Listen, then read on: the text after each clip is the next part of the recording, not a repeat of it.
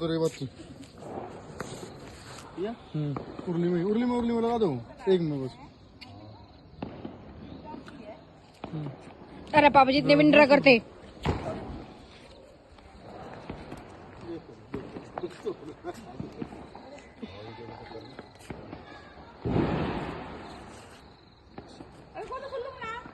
अच्छा चलेंगे जी भी तो बनाओ पीछे को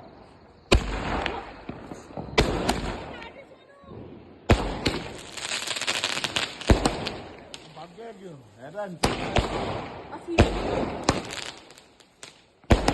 हूँ मैं।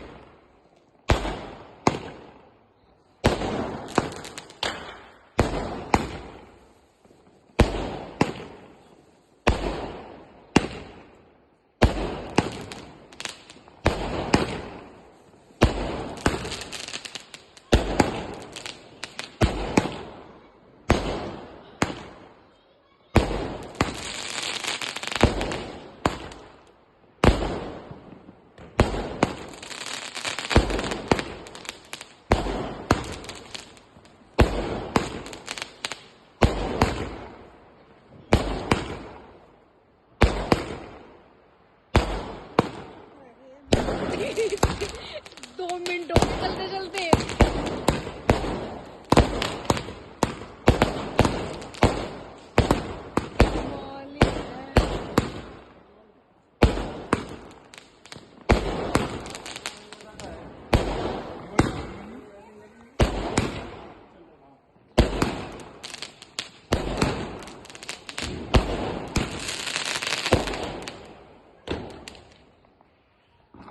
घना ही गजब था।